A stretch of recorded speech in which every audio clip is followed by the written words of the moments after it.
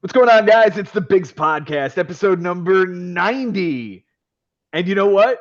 This is a really special episode because we have all four members of It's the Bigs Podcast back with us. I want to bring back and welcome Mike Haber back to the panel. Mike, thanks so much for being here with us tonight, man.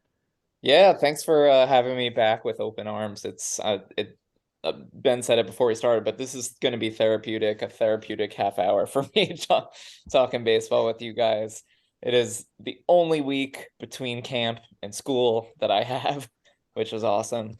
But I wouldn't want to spend it anywhere else than with the three of you guys. Well, we are certainly loving having you back for this matchup. Also, from Denver, Colorado, Jason Ashby. Jason, how are you doing this evening, sir? I'm feeling pretty good. Happy to have the four of us back together for the first time in a long time. And I'm excited to break down this crazy week. We have 3 weeks left, gentlemen. It's going to be a wild ride. 3 to go. We have, 11 teams separated by less than 20 games. And the man leading the pack this week, he is the reason for this league, and he is the reason in this league. Ben Nisman, our commissioner. How are you feeling this season, sir? But just happy to be talking baseball with the four of you.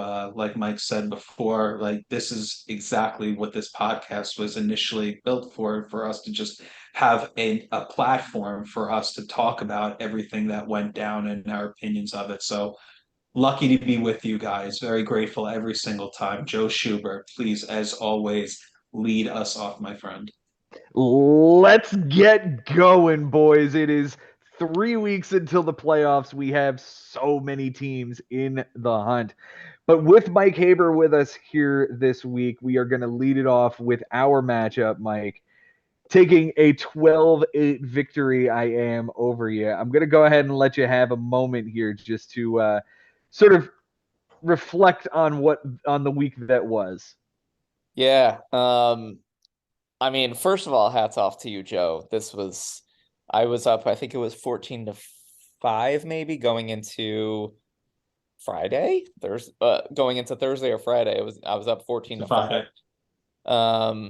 And you came roaring back and took the win here. In general, I felt like I actually had a good week, like hitting 284 with a 398 on base and a 244 ERA, and I kind of inched my way to the minimum. Only gave up 3 home runs, took 2 losses. Like, I'm 21 relief appearances. I'm happy with like my team's performance, and yet, you hit 332 for the week,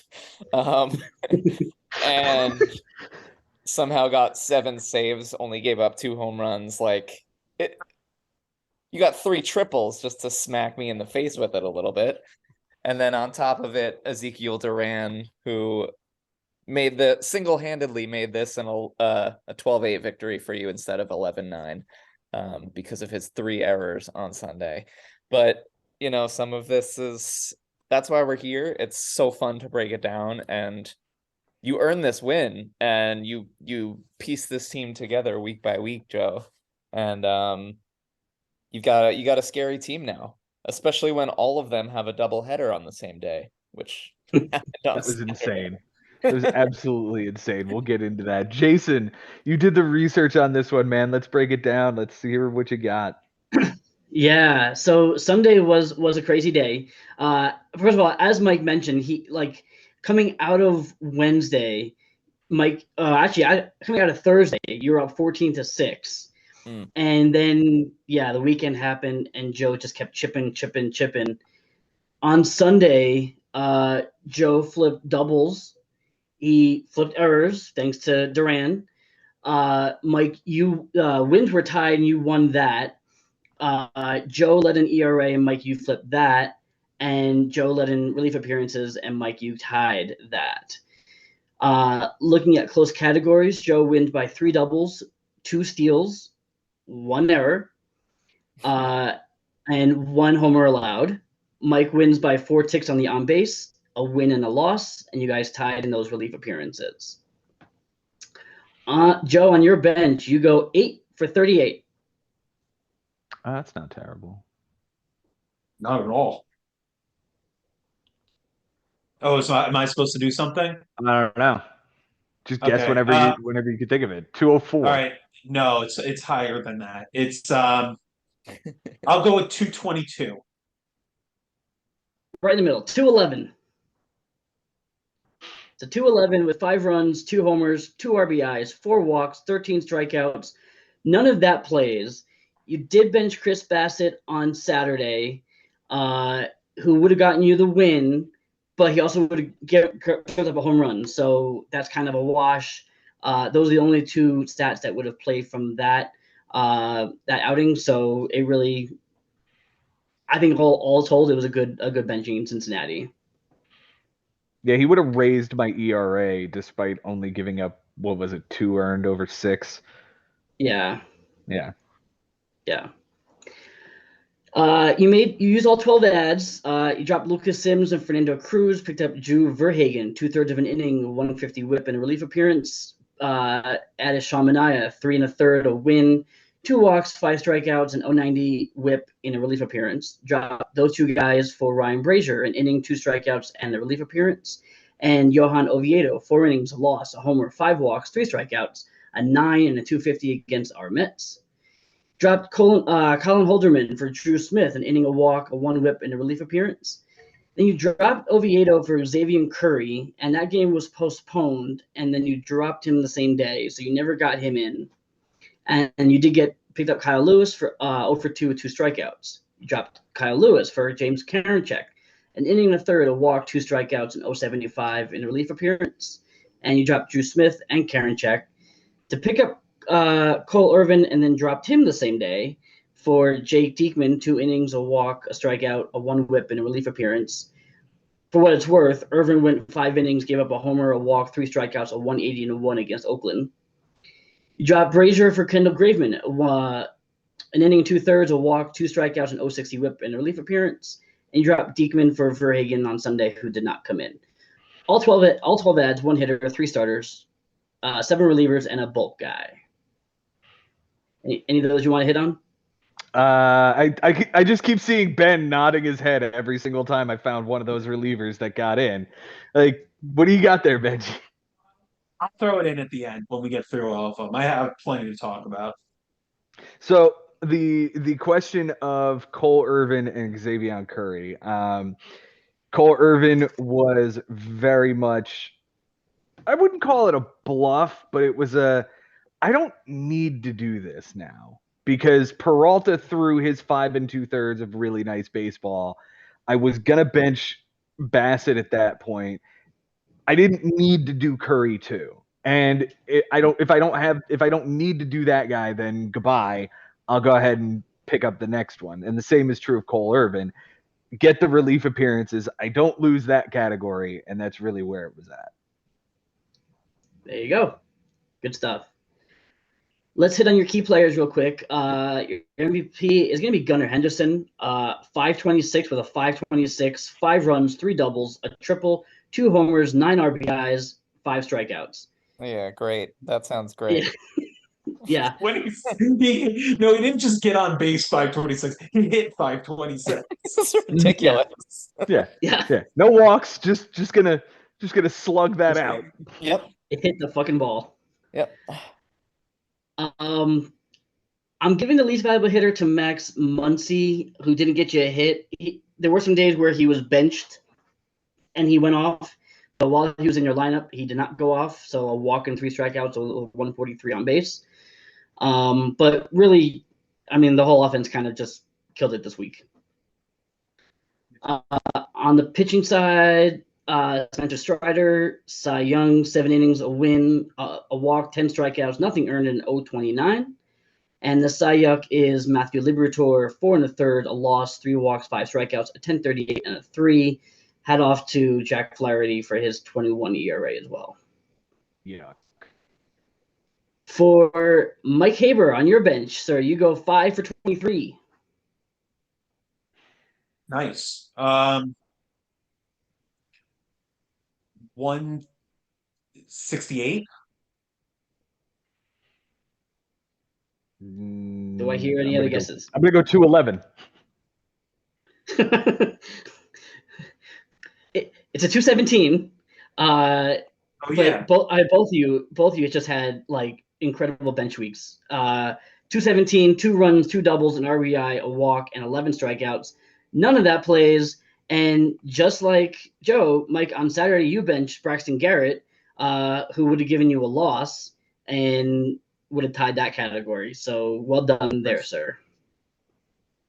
Yeah, it's a little bit risky because I was not at the minimum going into Sunday, so I was banking on Hyun-Jin Ryu to throw, I don't know, 3 innings. Yeah. And the rest from my If- bullpen. So Yeah. If that son of a gun, gets scratched for whatever reason, then you're going with whoever the hell was left on Sunday, which And I was can't get that not dude much. to give up 1 earned run. Like I can't. Hyun-Jin Ryu on a Sunday can't give up 1 earned run. Okay. More on that guy in a minute. Wait, hold on. My friend, you had your luck as well. Look, I can't wait to speak. I love that. Mike, you used all of 1 ad, and that happened on Monday. You dropped Griffin Jacks for Jojo Romero, who gave you an inning, a third, a win, 2 strikeouts, and a relief appearance. That was it. For your key players, most valuable hitter, Marcelo Zuna, 474 with a 583 on base, 6 runs, 2 doubles, a homer, 3 RBIs, 5 walks, and 3 strikeouts. The least valuable hitter, I'm giving to Duran. He had the 364 and 462 are great, but the 4 errors, including the 3 on Sunday, just killed you. So that's why he gets that. I was watching that Texas game too, and I was like, "There's no way this guy can make another error." Oh, okay, he can make 2 Yes, there more. is. Cool. The Cy Young is going to be that Ryu guy, wherever he went.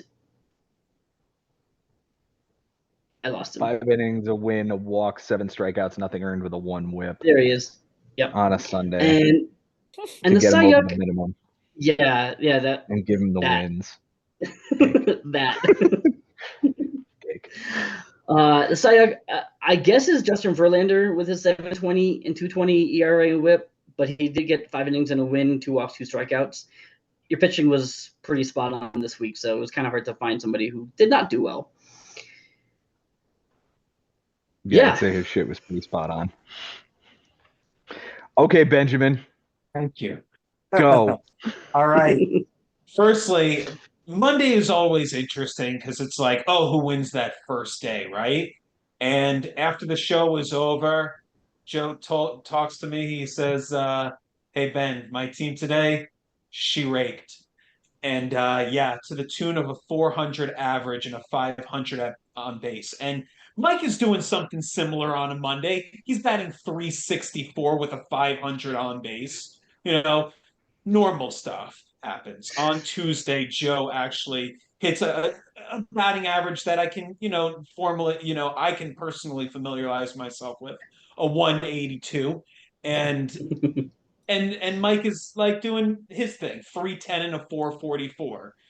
Then Joe on Wednesday manages a 342, a 395. Okay, he's keeping pace with Mike, who finally has something along the lines of a 370 and 500 on base again.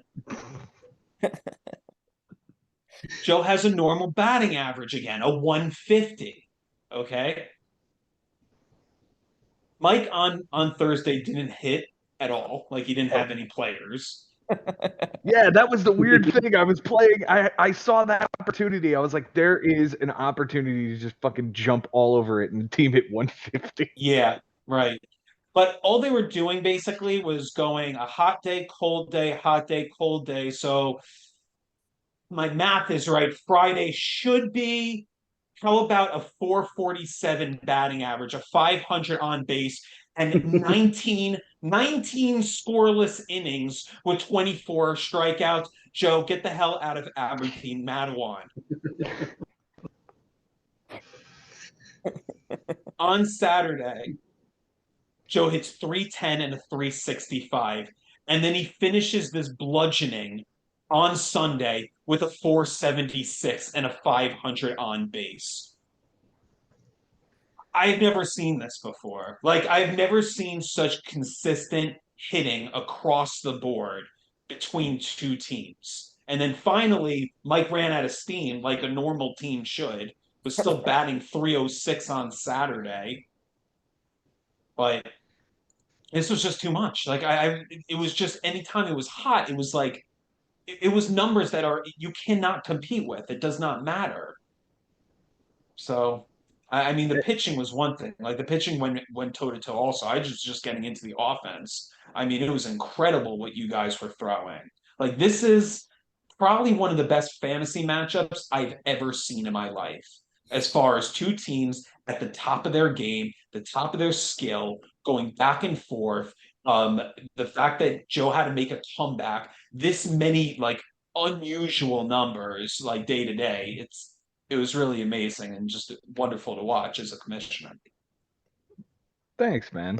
Mike, I'm going to give you the floor here again for a moment, but I do want to hit on a couple of things. One, you did mention that you were not at the minimum going into Sunday. Was that by design, or was there something that you would have liked to get in there otherwise? That was by design. I felt good with the starters I had in the matchups that I played. I knew Braxton Garrett against the Dodgers, I wasn't going to start him. Unless for some reason I was getting blown out in something and needed the strikeouts or whatever. But once we got to like Wednesday or Thursday and ERA was like, we were both like toggling 3, maybe, sub 3. It's like, I have to play this carefully. Home runs are teetering. I've only given up 3. Joe's only given up 2. Can't stay that way, can it? And then it did. I mean, all it took was one blow up from one of our relievers, and this whole thing is flipped. Mm-hmm. But we both just pitched impeccably well, and I don't know. For me, I knew I had to get to 42 and then like cut it off. So. And the thing is, like, I knew, first of all, I got to 42 rather quickly. You did. And that was also by design. I wanted to set the limbo bar at wherever it was going to be. And okay, Mike, I kind of feel like you're going to inch to the minimum. So here's the bar. You have to get underneath a 259. Good luck. 43 runs and 44 RBIs did in fact lead the league this week in both of those categories, so don't feel too terribly there. But I do feel like 23 walks wins most weeks. Yeah. We had the first and second best ERA this week, just for the record, and batting average and on base percentage. That's what I'm saying, man. It was one of those weeks where you just saw 2 guys at their best. It's amazing. Mm-hmm. Incredible. It Mike, it was just masterful to watch. 5 home runs allowed between the 2 of you is just disgusting. In over 100 innings. Yeah, wow. It's disgusting. Gross. Mike, you are sitting very pretty in the second spot right now, and are you concerned about falling out for the bye? Do you feel like you absolutely need the bye? How are you feeling coming into the playoffs this year? It's an interesting question. I have definitely felt more comfortable in previous years. Like even when I was sitting on top a couple weeks ago, I just was always on edge, never comfortable with the lead. I feel like I haven't been as consistent this year. Like I've had some big wins, but I've also had a lot more losses than I'm used to taking. Like close losses, but still the number of losses is adding up. And the team is just, I like my pitching staff, but like the bullpen just sort of like everyone vanished. Like Alex Lang lost his job, AJ Puck lost his job, and like I'm not gonna drop those guys because maybe they grab it back, but at the same time, it's like a lot of things I'm not 100% confident going into the playoffs this year. In the past, I've liked my offense going into the playoffs, and I think this year I like my starting pitching most going into the playoffs. So we'll see if that makes a difference. Um, if I don't get a bye, I don't get a bye. That's not a big deal right now, considering there's 7 games between me and you're in 7th and I'm in 2nd. That's my bigger concern. It's like making the playoffs. The bye is, that There's would be not awesome. going to be a single team with a star next to their name going into week 22. Like there normally is at least one team with a star next to their name going into 22, but not this year. And you're right. Somebody could get absolutely clobbered in that week and fall all the way out of the playoffs. That includes Ben Nisman. That includes Jason Ashby picking up a huge win and jumping into the playoffs. Like these things can and very well may happen. It's wins like this that I'm most proud of to keep me in the hunt like this, because this was one hell of a fight. And Mike, I give you all the credit in the world for putting up that 244, because I didn't think that was going to. I really didn't believe you were gonna beat that number this week. Oh, thank you. I want to mention, because I Yes. have to, some of your key players, and I know that you and I texted about this, but I think we should talk about it, right? I think it's a topic of conversation that needs to happen. So let's talk about Strider and Pablo Lopez, the two guys that, sort of like shifted my entire strategy this week because they threw nothing but zeros. Where did those two guys come from? I traded for each of them. Traded with who? Oh, that was with Frank. Yeah. Let's also talk about Brian Reynolds, who had a nice week, got you a triple. Where'd you get him? I traded for him with Frank. With Frank. That was a target. That one was the target. He threw Strider at me. I'm telling you. You could ask him. And who else are we going to add into that? I think it was Schwarber and Definitely Gunnar Gunnar Henderson and Gunnar Henderson. Yeah. Gunnar and Henderson. William Contreras. William came from Frank? William came off of the free agent list that Frank dropped. Yeah. Oh, Same with he used his Same with waiver Paredes. claim on he used his waiver claim on Paredes. Which came Okay. from Frank.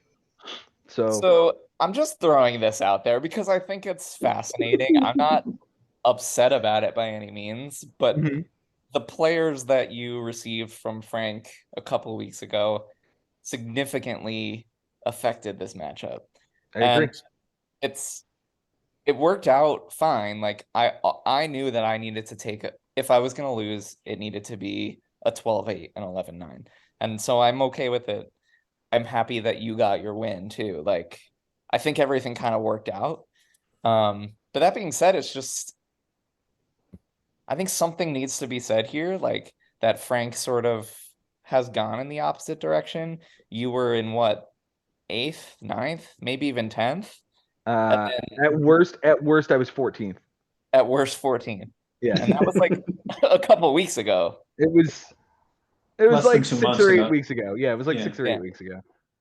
And then these trades with Frank happened, and in my opinion, I think it altered the entire makeup of this league. And that's wild. And Frank was doing great. Yeah, he was in third at his best.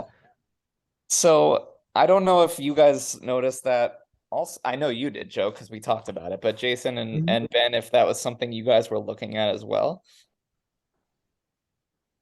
Oh, Benji told me about it in the kitchen right before we even started. He's like, I don't understand how you have 7 dudes from Frank's team. What the hell is this?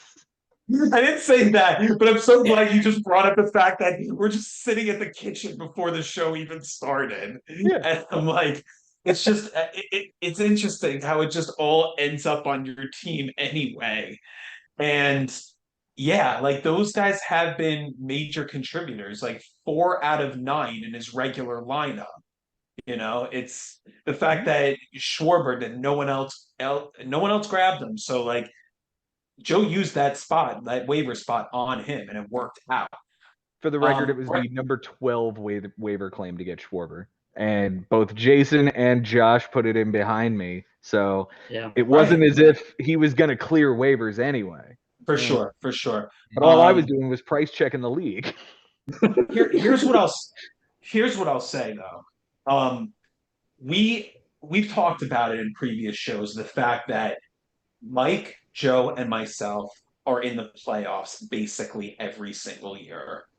And since Frank has been in the league, minus 2020, where Mike and I didn't make it, and he did, he's been out and we've been in. And something has been consistent. He's made trades with both of you or with me.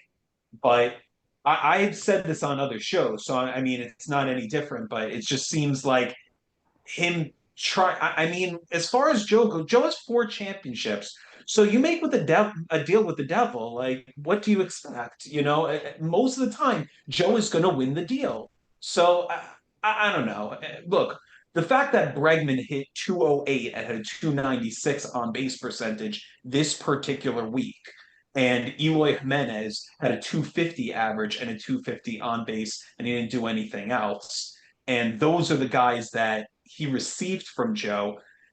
That's kind of irrelevant. It's just because it's just circumstantial that that's what it would have been this week.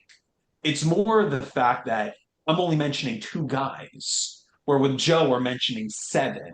And I mean, I think you understand the point. Like there seems to be a balance that gets shifted, and that's exactly what Mike is saying here. Like, yes, the fact that Joe has gone on what is it, 7 or 8 in a row wins now.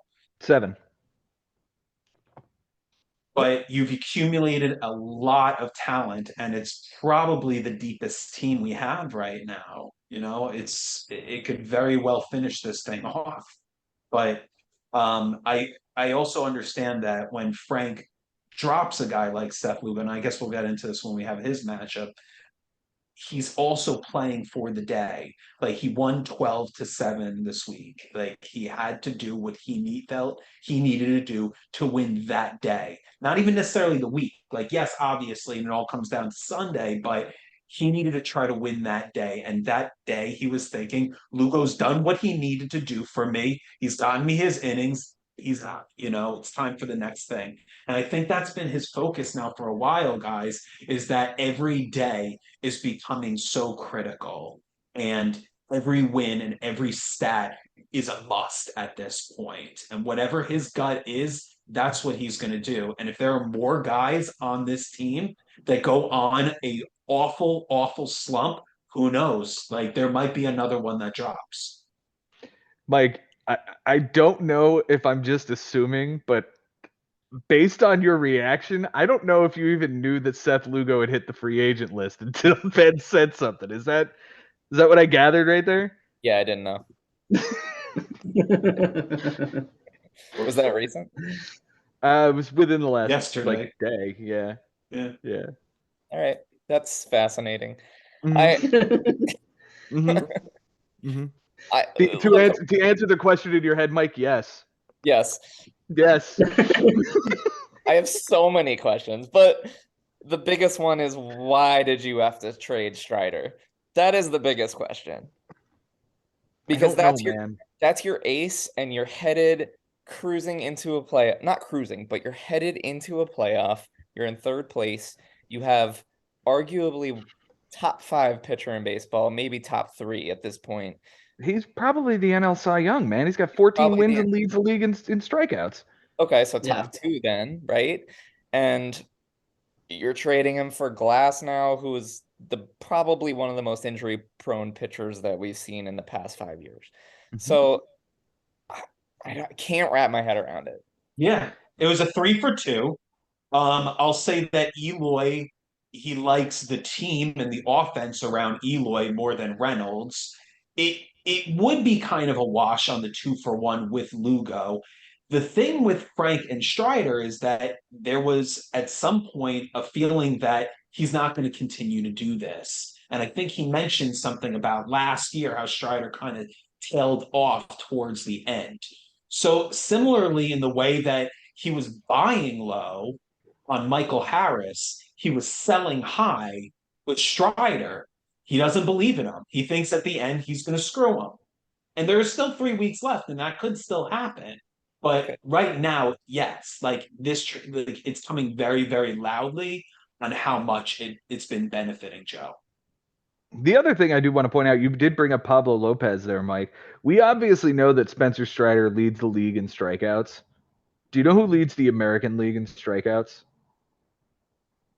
It's Pablo Lopez leads the American League in strikeouts. Yes, Pablo Lopez leads the American League in strikeouts. He traded me both strikeout leaders. Wow. And that's the thing is like the drops of Schwarber and Contreras and now Lugo, like Paredes. Okay, Paredes, like Bellinger. aside from waiver claims, like that's open for all of us. But like the trades is specifically between the two of you, and that's where and that's exactly what happened. Is that you got these guys, you got Strider, you got Pablo, you got Reynolds, Gunnar Henderson, and now all of a sudden, from your worst, you're in 14th. Now looking in the mirror, here you are in the playoffs, and that's him giving you not taking away from the rest of your team and your managerial skills, but where would you be with those guys you had versus who you have now? Yeah, no, absolutely. You're absolutely right. And I think that's the overarching thing is of all of this is the one thing that I kept saying about Frank being in the playoffs is that he had to close this deal. He had to close out this season. And for whatever reason, we've seen Frank need to make a deal at the deadline. He needs to do it. Last year, it was Jerks and Profar for Logan Gilbert, was it not? Who was that with? Me. Oh, okay. So, I mean, like that's my point. He feels like he needs to have this deadline deal, and now we need to close this thing out. Well, I didn't think he was going to, and then all of a sudden, Spencer Strider is being introduced to me on my back porch, and all you want is Glasnow and Eloy for that? Because honestly, I went to him with Reynolds for Lugo. That's all I wanted, and Spencer Strider ends up in my lap. I mean, all things considered, he's a half game ahead of you right now, and that's the really fascinating part of this. Is like, that you guys are actually on a collision course for a playoff spot right now, and there are some other fascinating things that go along with the schedule. As Frank will have to play Costas in the second to last week. And the fact that Joe has Bobby next week, Jason this week, like a lot of little storylines going through this. But yeah, basically they are in direct competition for a playoff spot. Like there's no way about other way about it. When I look at the schedules here, it seems like the first 5 are spoken for, barring a collapse, which can happen, and then the 6th spot is up for grabs. And it's 5 teams for that one spot. Essentially. Yeah. Maybe it's going to be absolutely insane. Yeah. Mike, we're going to pause here, but I appreciate you being on with us, man. Thanks so much for being here, dude. Yeah, thank you guys again for welcoming me back onto the show. I'm sorry again for such a hiatus. I have a lot of things going on in my life, but one of them is you getting married, man. We're super excited for that. 10 weeks from yesterday, so coming up. But thanks again, guys. This was awesome. Absolutely, man. Thanks for being here. We appreciate you.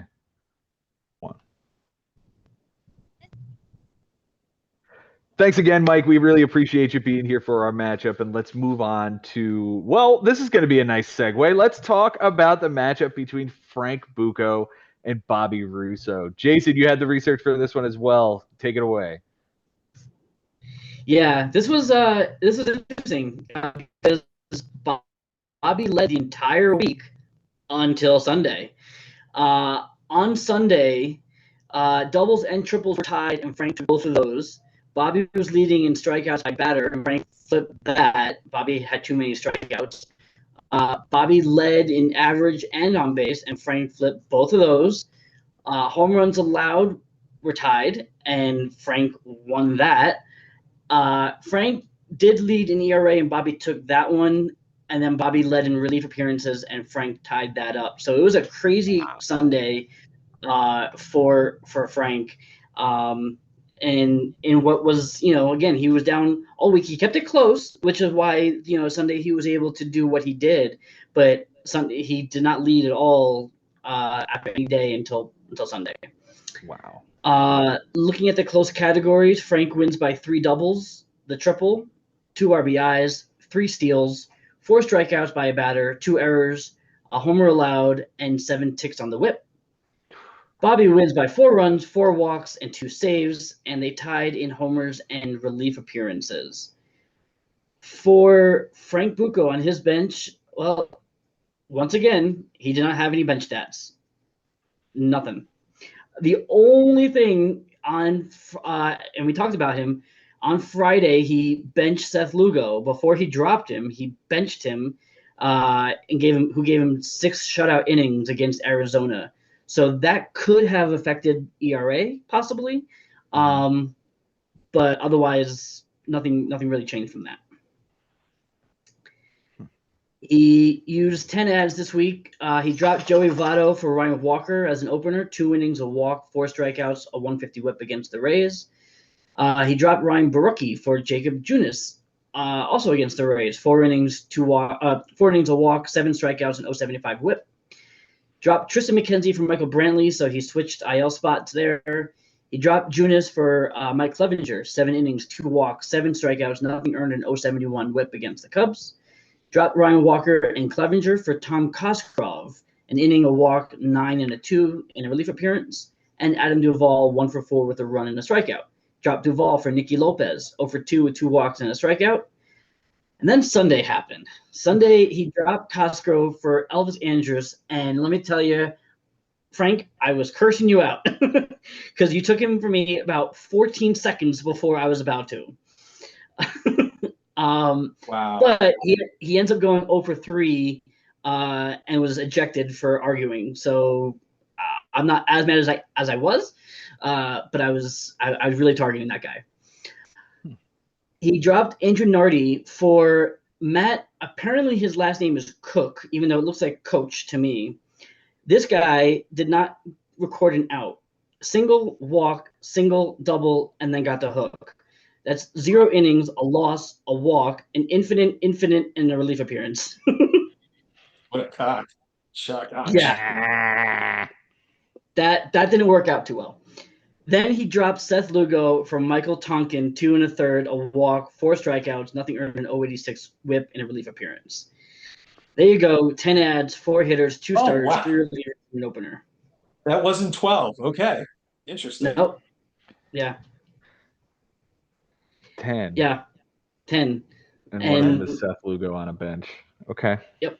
Yeah. Yeah. So that's what happened.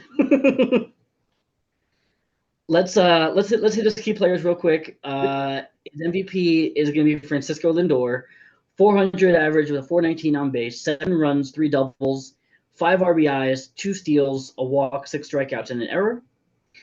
The least valuable hitter is going to be Travis d'Arnaud, who I guess was in and out of the lineup, but all told, 0.83 with an 0.83, a run, a double, an RBI, and 4 strikeouts. Shout out to Goldschmidt's 11 strikeouts, but he had a good week nonetheless. On the pitching side, I'm giving the Cy Young to Jordan Montgomery, who again I'm losing. Here he is, 6 innings, a win. Yeah, win, 9 strikeouts, a 115 and 1 whip. And the Cy Young is going to be that Cook guy, but also Michael Lorenzen, who 3 1/3, a loss, a homer, a walk, a strikeout, 16-20 and 270, coming back from his no-hitter. Yeah, that no-hitter was against Washington, and then this start was against Washington again. Yeah, so that goes back to the facing the same opponent twice. Oftentimes isn't the same result. Yeah, most of the time. Yeah, I agree. Yeah. All right, switching over to Bobby Russo. On his bench, he went.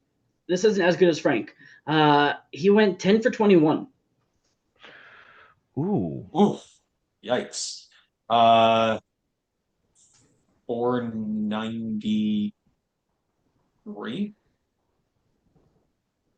Yeah, like 485, somewhere in there. It's a 476 Yeah. with two runs, a double, a homer, 3 RBIs, a steal, a walk, and a strikeout. The homer would have won the category. It was Willie Adames on Saturday, who went 4 for 4 with a homer and 2 RBIs, while Anthony Volpe went 0 for 3. That right there would have given him the home runs and would have tied RBIs just with that play. Yikes. Yeah. It certainly gets on base percentage very close also because he was only Absolutely. down not 9 ticks. Yeah. Yeah. And a 4 Yeah. for 4 would be a hell of a lot nicer. That's a 7 at bat swing that way. Yeah, I Yeah. think it would have done it, but Yeah. if that's the one that you're going to point out, I mean, Yeah. wait till he Yeah, I gets mean, it there's- tomorrow. It's like, Yeah, I mean, Friday also Adames went 3 for 5 with an RBI on the bench, but it wasn't as easy to get him in that day. But definitely the Saturday was the day. He used 7 ads. He dropped Brandon Pfaadt and Carter Crawford. He picked up Isaiah Campbell, an inning, a win, a strikeout, a 1 whip, and a relief appearance. Dropped that guy for Zach Thompson, 5 innings, a loss, a homer, a walk, 5 strikeouts, a 3.60 and a 1.40 against the Mets. And Kyle Gibson, 5 innings, a win, 6 strikeouts, a 7.20 and a 1.80 against Oakland. Dropped Zach Thompson for Carter Crawford again, 6 innings, a win, a homer, 2 walks, 5 strikeouts, a 1.50 and a 0.50 against the Yankees. Dropped Carter Crawford again for Stone Garrett, 0 for 3 with 3 strikeouts. Dropped Josh Winkowski for Robert Garcia, didn't get in the game, and added Michael Massey, 2 for 4 with an RBI and a steal. 7 ads, 2 hitters, 3 starters, 2 relievers.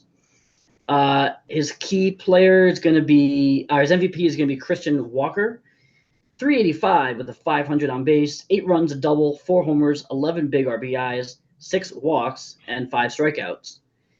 I'm giving these guys a hitter to Adames because when he wasn't in the lineup, he was awful. Didn't get a hit, 1 RBI and 7 strikeouts. So it was just he cannot figure out when to get him in and when to get Volpe and Cronenworth. It was a struggle to figure out his shortstop situation.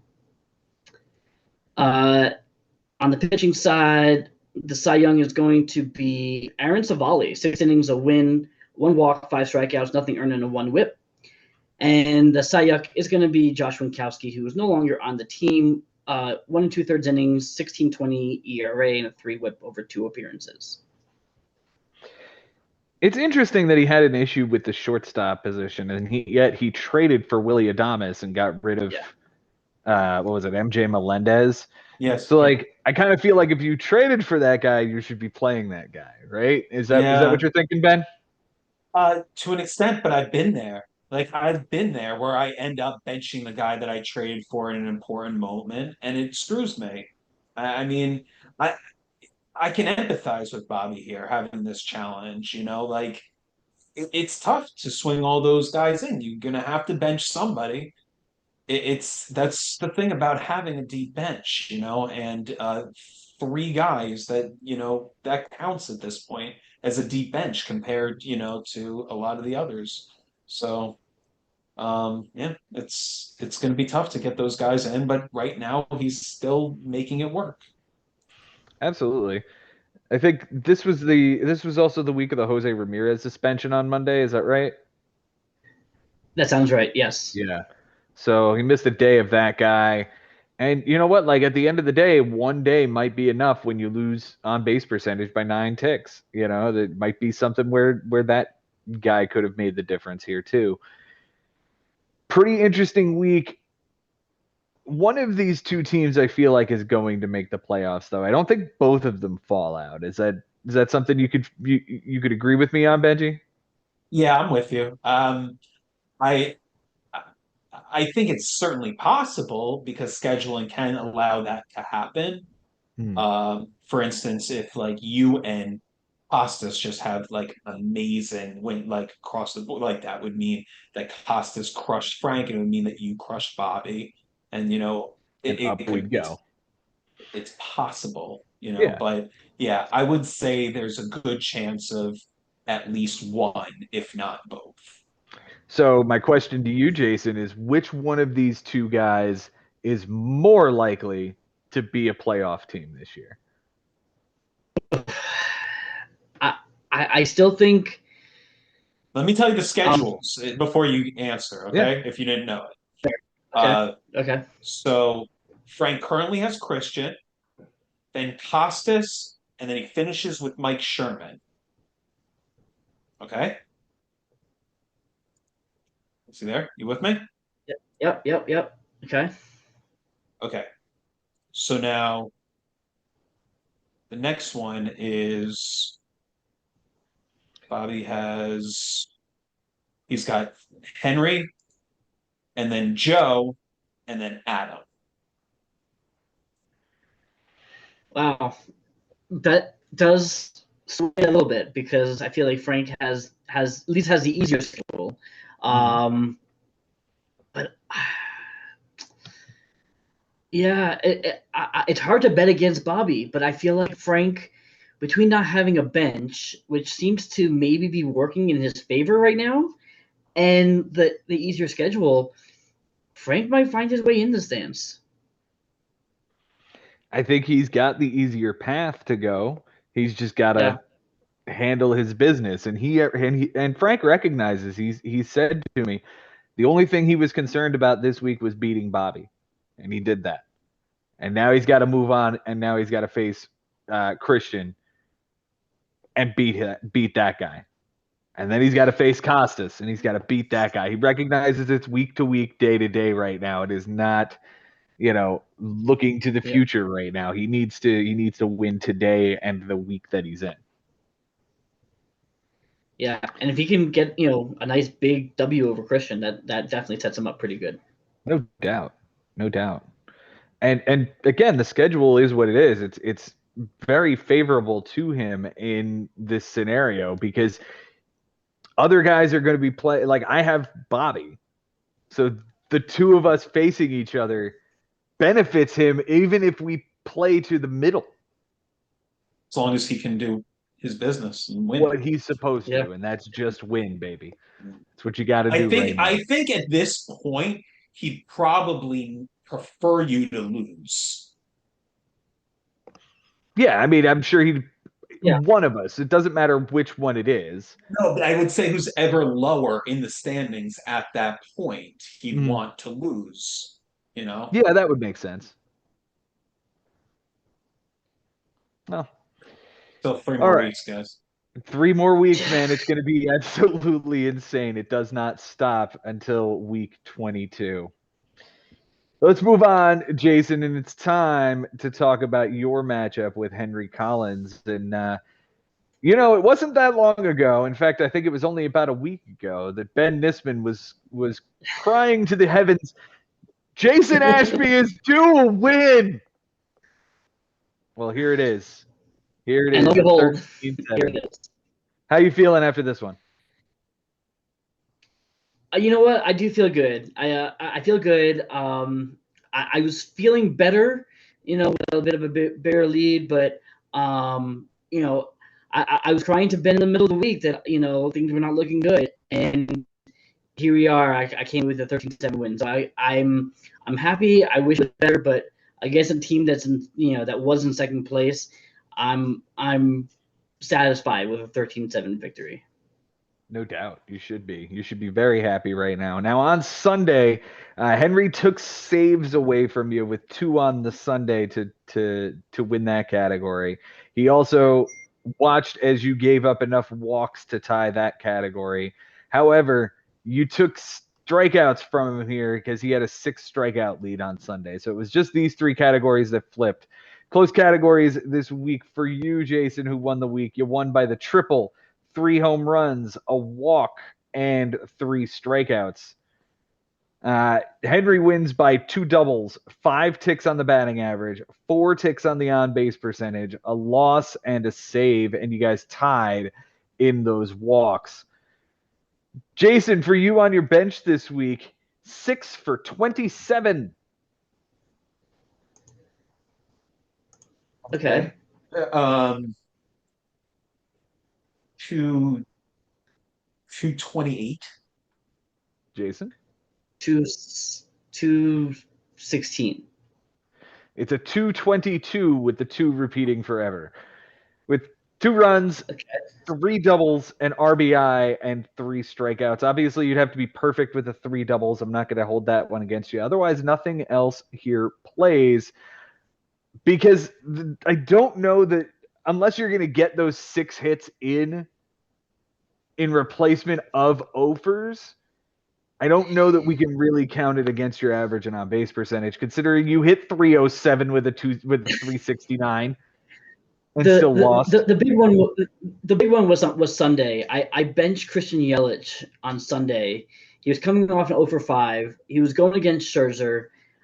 So I was like, I'm gonna sit him, and he went like 2 for 3 with a double and a run scored. Like he had a good day, and so that I don't know if that would have flipped it, but it certainly would have made it a lot closer.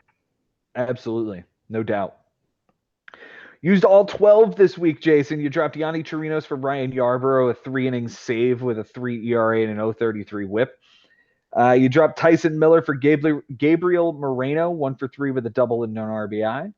Dropped Taylor Saucedo for IKF, who went 3 for 4 with a run and an RBI. You dropped Bryce Terang for Josh Seabor's, inning and 2 strikeouts. Dropped Taijuan Walker for Taylor Rogers. This is where I'll pause. Taijuan Walker was one of your trade recipients this year from my co-host Ben Nisman. For Taylor Rogers. Oh, that's hilarious. That's even more hilarious. Yeah, well, because they weren't throwing Walker they were skipping Walker's next start, so he wasn't going to be pitching for a while, which makes me worried regardless, but also I needed the stats. And I saw Taylor Rogers on the wire, so I went for him. And you got the relief appearances. You won that category. And if they're not playing Taijuan Walker, he's not untouchable. He's not a must roster guy. If you don't want him, you don't want him. Let's see. You added Trevor Richards for a third of an inning, a 6 WHIP, and a relief appearance. Dropped Seabor's for Pablo Reyes, who sounds like he's from Backyard Baseball, that video game from way back in the day, but it's not Pablo Sanchez. Anyway, 1 for 4 with a run there. Dropped Reyes for Julian Merriweather. Dropped Garrett Whitlock. Dropped Gabriel Moreno for Logan O'Hoppe, 0 for 5 with a strikeout. Dropped Merriweather for Ryan Pepio, 5 innings, a walk, 5 strikeouts, a 180 and 080 WHIP, and a relief appearance. Dropped Ramon Laureano for Chris Taylor, 1 for 6 with a double and 3 strikeouts, and dropped Ryan Pepio for Jake Cave on Sunday, who hit you a homer. Go figure. Like, it's Jake Cave. Why on earth were you? Yeah. It was the only guy, right? It was the most meaningless 2-run homer in the 9th inning in the history of baseball. It meant nothing for the game. It meant nothing for this matchup. But I picked him up because Henry had Bryson Stott going in the night game, so I wanted to have somebody to counter that because average and on base were so close.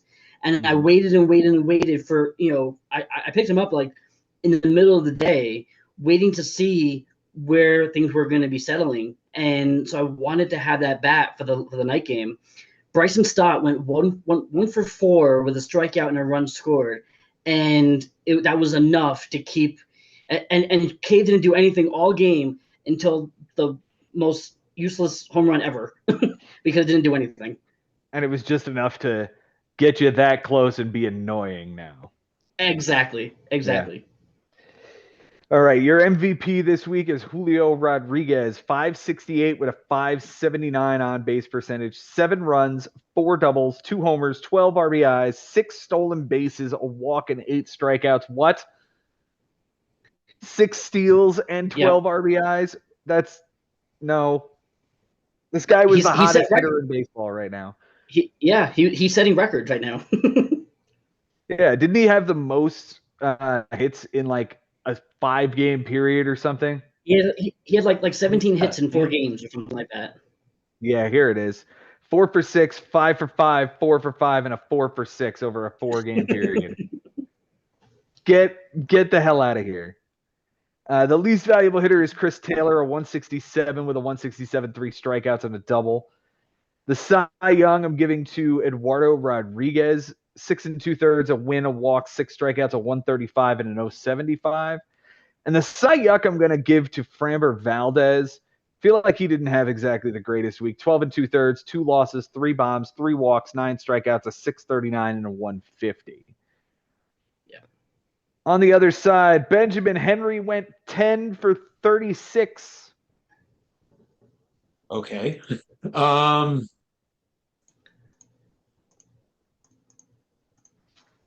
Is it 284? Jason? 10 for 36. Yes. Like 280. It's 278. You guys were right around this thing. Nice job. Okay. 4 runs, 2 doubles, a homer, 3 RBIs, a steal, 3 walks, and 8 strikeouts. The 3 walks plays as he only lost that one by 1. That one's really difficult to swallow when you look at that. Looks like he missed out on a Bryson Stott steal and walk on the bench on Tuesday, and Zach Geloff was over 3 at second base, so that might be the play he wants back. 11 ads this week. He dropped Dylan Floro for Luke Raley, who didn't play. He dropped Kendall Graveman for Scott McGuff, who was bad. Dropped McGuff and Pierce Johnson for David Peterson, who was actually pretty good in that start. 3 2/3, a bomb, 6 walks, 5 strikeouts, a 245 and a 245. Wait a minute. Did I just say he was good and he gave up 6 walks and 3 2/3? No, he was bad. He was bad. Dropped Jordan Westberg for Jake Berger, 1 for 4 with a strikeout. Dropped Lamont Wade for Eddie Rosario, over 3 with a walk and 3 strikeouts. Dropped Luke Raley for Kevin Kelly, who was on the IL. Added Robert Suarez for a clean inning. Dropped Kevin Kelly, added Pierce Johnson for a clean inning and a relief appearance. Added Bryce Wilson, Colin Holderman, who got a very bad relief appearance. Wandy Peralta, who didn't show up. And Drew Smith, who gave him a clean relief appearance on Sunday. Again, 11 ads there. His key players this week, Spencer Torkelson. Welcome to the actual show now. 333 with a 440, 6 runs, 2 doubles, 4 homers, 5 RBIs, a steal, 4 walks, and 6 strikeouts. That kid was very good. Very, very good. I felt like every time one of my guys hit a home run, he hit a home run.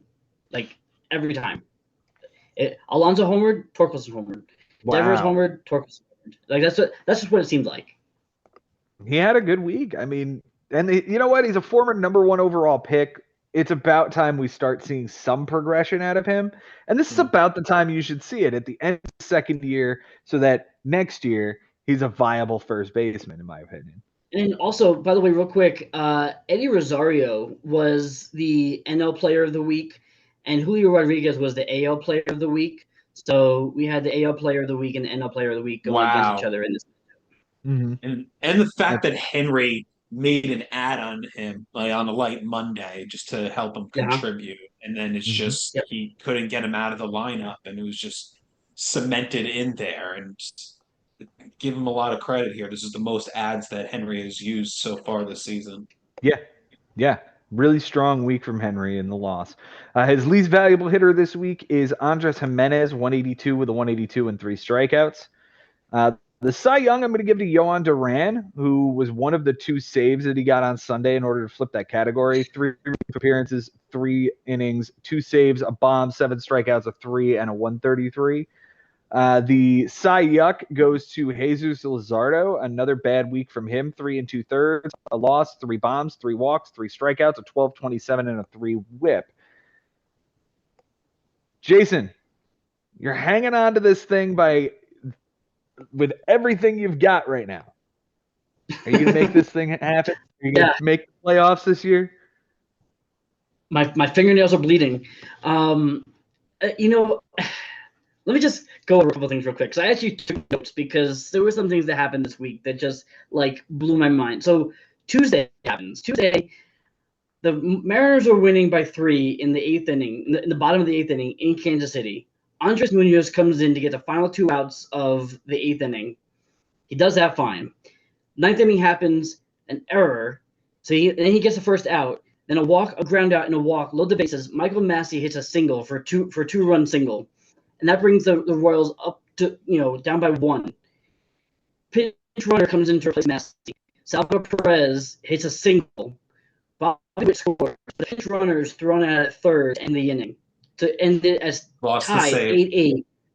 Lost the save, but the game is tied. So they go extra innings. The Mariners score in the top of the 10th, and the Royals don't score in the bottom half. So I get the win from Munoz, but it was the save that I needed. You needed, yeah. So that's I've been there. That happened to me. That literally happened to me yesterday, man. Like, I know.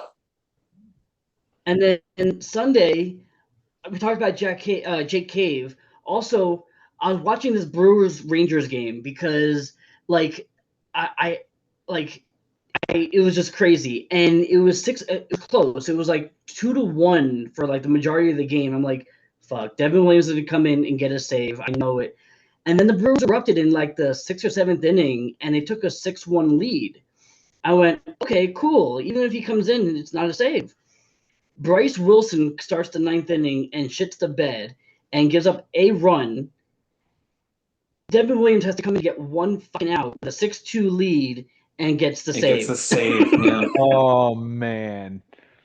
That happens. Yeah. Because managers are still doing that. Like, oh, it's a safe situation now, even though it like doesn't really make sense to bring him in and use him here.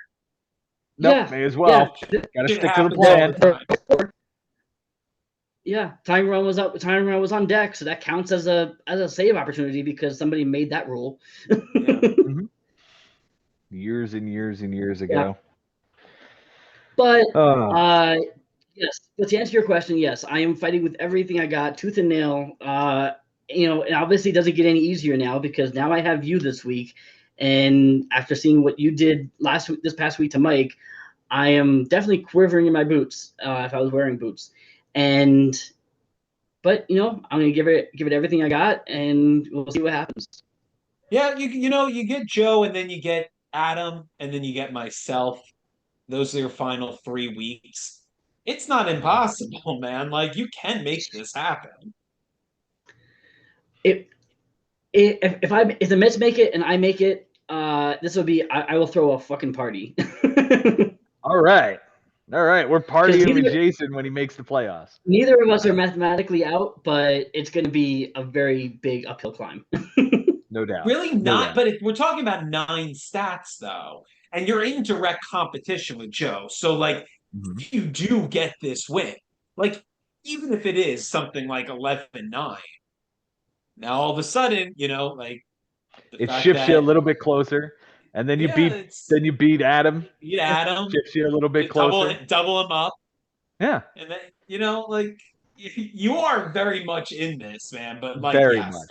this Very week against Joe is very tough. Like it's not a good matchup for you, and I think like the bookies have you as an underdog here, but it's fantasy Absolutely. baseball. Like you can still do it. Like it's still possible for sure.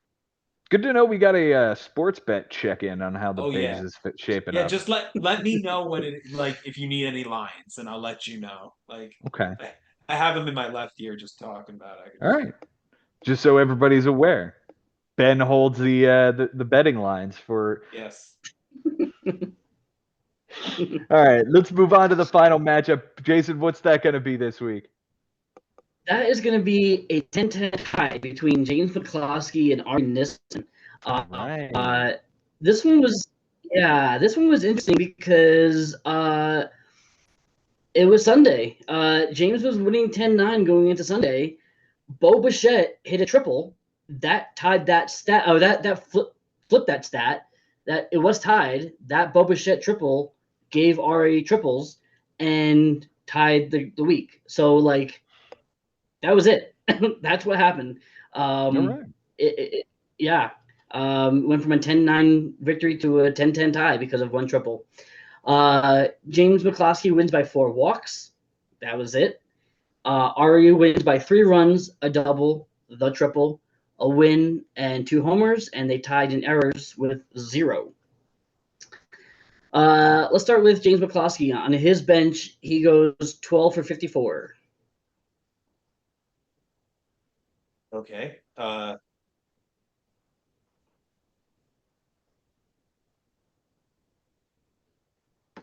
Two for 54, you said? Yeah. Yes. 278. 237. Oh God, that was You horrible. know how my After all that 627 thinking. was 222 with the two alls repeated? That was this one Yeah. too. Same one. Yeah. Okay. Same one. 222 with the twos repeating. 7 runs, which hurts because he needed 4 of those to flip. So, but like, okay. 2 doubles, 5 homers, 8 RBIs, 3 walks, 10 strikeouts. The 2 doubles would have flipped if he had both of those in. That would have flipped the category. One of them came on Saturday. He had Yanier Diaz on the bench with Sean Murphy not in the lineup. So that was an easy swap. The one before that was Friday, same guy, Diaz, but it was a little tougher to get him in. So can't really hold it against him. He left a couple more relief appearances. It's interesting. He has enough relievers that he has to have at least one benched every day. And so he had this guy, Abner Uribe. He had him on the bench at least a couple times during the week. Didn't come back to play ultimately, but it's just interesting that there's a squeeze in the bullpen. So he had Tanner Scott on the bench a day or two. So he had kind of these guys not able to get him all into the lineup at the same time. Interesting. He used all of one ad. He dropped Zach Littell, and then he picked up Jacob Junis, who gave him an inning and 2/3, a homer, a strikeout, nothing earned, and a 120 whip as the opener against the Braves, and dropped Tony Gonsolin, who's likely to miss the rest of the season. That's it. That's all he did. The key players, his MVP is going to be Nico Horner, 412 with a 524, 2 runs, an RBI, 3 steals, 3 walks, and 3 strikeouts. The least valuable hitter, I'm splitting between Adalis Garcia and Alec Bohm. Both of them were pretty bad. Bohm was especially bad, 211 with a 250, just 1 run, 2 RBIs, a walk, and 2 strikeouts. Garcia has some good counting stats with the 3 RBIs and a steal, but just a 111 and a 238 rate stats. The Cy Young, his pitching wasn't great. In fact, the pitching was pretty terrible in this matchup, so it was fine. I went with Kershaw. 5 innings, a win, a homer, 2 walks, 2 strikeouts, a 180 and a 1. And the Cy Young, I mean, pick your favorite. Daniel Bard was pretty bad, 2/3 of an inning, 3 walks, 1350 and a 450. But Gonsolin was bad, Chafin was bad, Foley was bad. Just a very bad pitching week for both of these guys this week. Not great at all. For Ari on his bench, he goes 10 for 42. Oh, it's like kind of a normal number. Yeah. 248. I'll go 241. 238. Oh, good job, Joe. Thanks, man. Yeah. And but to your point, yes, it was a normal number, and this was a very unusual bench week for Ari this week. I felt like 238, 4 runs, 4 doubles, 2 homers, 13 RBIs, no walks, 12 strikeouts, and 1 error. Nothing plays except for that error. Wow. Wow. Yeah, that error happened on Saturday. He gets that error in. That's the matchup. So that was huge. He did use 3 ads. He dropped Luis Medina, JP France, and Mark Canha. Picked up Patrick Sandoval, 4 2/3, a loss, 3 walks, 4 strikeouts, a 386 and a 214 against Tampa. Picked up Jesse Schultens, 3 innings, a loss, 5 walks, 2 strikeouts, a 15 and a 333 in Colorado. And he picked up Andy Rodriguez on Sunday, 0 for 3 with 2 strikeouts. 3 ads. His MVP this week, I'm giving to Jorge Soler because he won the home runs and the RBIs. Only 227, but a 346 on base, 5 runs, 4 homers, 5 RBIs, 4 walks, and 5 strikeouts. Hat tip to Teoscar, but he lost the average on base, so it didn't really matter. Least valuable hitter, I'm combining between Eugenio Suarez and Christopher Morel, which makes me happy because I dropped both of those dudes. Suarez with the 12 strikeouts and the 192 average. Morel just a 105 and a 150 with 7 strikeouts. The Cy Young, Again, pitching was particularly bad in this matchup, so I'm going with Scott Barlow was surprisingly good. 5 innings over 3 appearances, 6 strikeouts, nothing earned, and 080 WHIP. And again, the Cy Young, Schultens was bad, Sears was bad, Hunter Brown was bad, Luis Medina was bad. I mean, pick your favorite here. They were all equally as shitty. I think when we look at this matchup, Benjamin, I think the biggest thing that we would say is a missed opportunity for James McCloskey.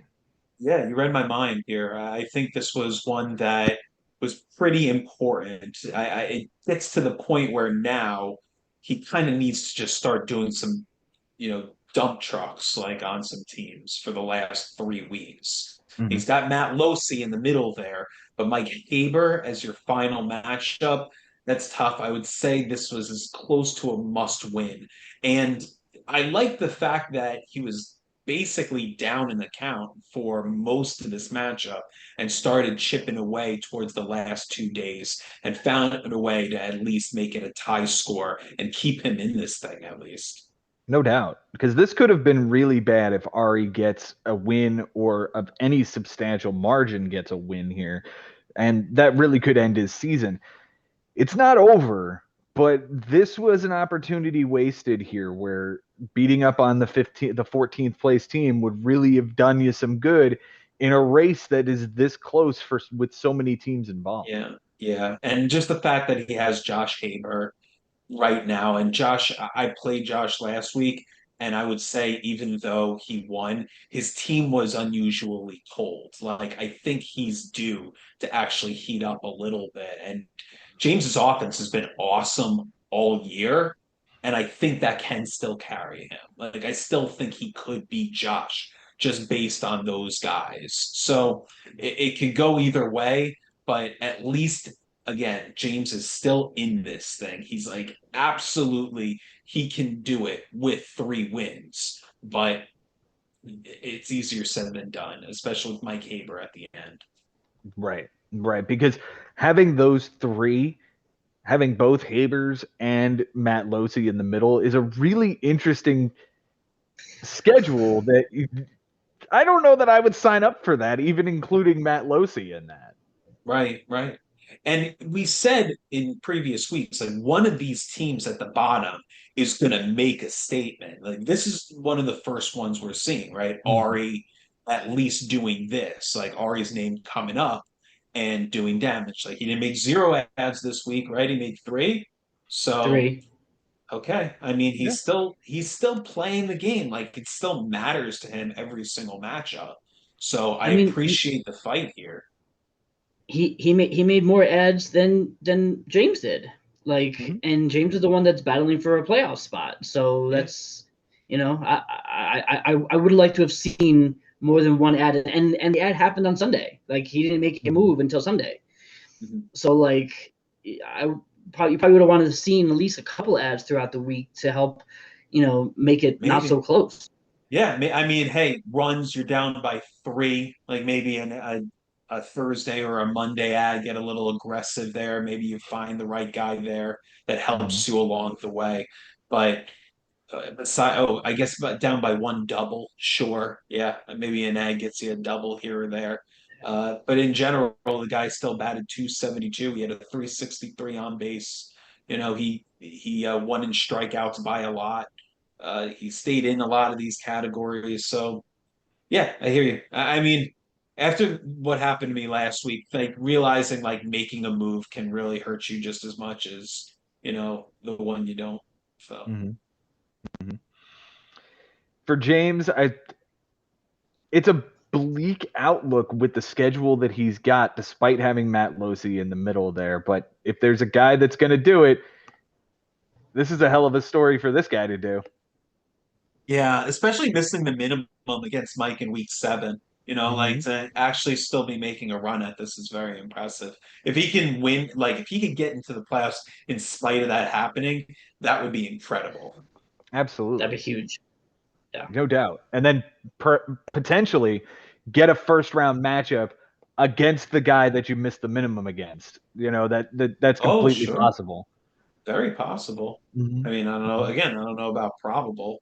But one thing we didn't touch up on because I feel bad that we talked a lot and obviously Jason's run is impressive, but we didn't really look at the other side and the fact that Henry was able to grab those couple of stats, that average and on base that was eluding him the entire week, and he was able to flip that on Jason. So this race, man, like right now, everyone has their own stories. They're thinking about just getting in, they're thinking about the bye, they're thinking about the number one spot, they're thinking about who's the best or worst matchup for themselves. Hell, I've even looked at the schedule for week 23 just to see which one of my guys aren't playing. So like I'm really locked into what's going on right now, and I think it's amazing that we're seeing like the rookies, guys that have been in it in the past, and like guys haven't really sniffed that playoff in a while, and they're just like they're clamoring for it. And it's really been amazing. Like this week was just it was really just about like the favorites,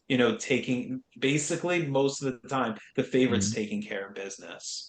And that was cool. That was interesting in its own way. It wasn't like everyone getting destroyed like in all the lopsided matchups, but It's it was all weeks like something. that. Yeah, We definitely but did see weeks like that, but you're right. right. The closer all of this shrinks together, the better the finish is going to be. Oh, absolutely. Yeah, I and I mean, don't see any reason it wouldn't happen. Yeah, this you hit the nail on the head at the beginning, Joe. Like nobody's gonna have that asterisk. Like nobody's gonna have that. You're in the playoffs until week 22. Like this is absolutely incredible. And again, even if I don't make it in, like it's just so much fun to watch. I hope all the other guys are having as much fun as we are. I do Yeah, too, man. I wonder. And yeah, just to throw it in, I also feel like every season we're like, this is an incredible race, but there is something very unique about this season with this many teams over 500. Like this is significant. And I'd like to think that, especially now that it's documented in some way with us recording it, but like I'd like to think like even 15, 20 years from now, we'll still talk about like how insane this race was and like how to the end it was, like every single thing. And we can remember, like, I already know week 19 is going to be a memorable week for me, like personally with my matchup. And we'll get more into that tomorrow. But just, it is fascinating that like we were all together in the draft and like we've gone this far at this point, but like I don't think any of us could have really imagined a race like this that's so close together. And it's really awesome. We're 3 weeks to go. 11 teams separated by less than 20 games with 3 weeks to go. Guys, this is absolutely insane. And you've been telling this story since the draft. Jason Ashby, thank you so much for being here with me tonight, my friend. Absolutely, it's always a blast talking baseball with you guys. I'm glad we got Mike on the show for a spell. It's good to see him again. And yeah, guys, let's have this wild finish. I can't wait to see how it all shakes out. Let's finish this thing out strong. Ben Nisman leading the charge at this moment toward the playoffs. Have a good night. Thank you so much for being here, my friend. Thank you so much, man. Yeah, I couldn't have imagined that. Thanks so much, Mike. Like that was great. Like just to get his input in, especially when you had a special matchup that we had between you and him. It was really nice to hear that breakdown. And yeah, I appreciate it as always, Joe. I'm looking forward to tomorrow. Thanks again. Guys, thank you all so much for being here, listening and watching along. We would not have this without you. We wouldn't even have this league without you. So thanks so much for making this what it is. We've got 3 weeks left. The story is almost over. We're entering the final chapters, and yet there is so much unwritten. Can't wait to see what you guys are going to do for us. Until next time, guys, thank you so much for being here. It's been real. It's been fun. And it is always real fun in the bigs. We'll see you next time.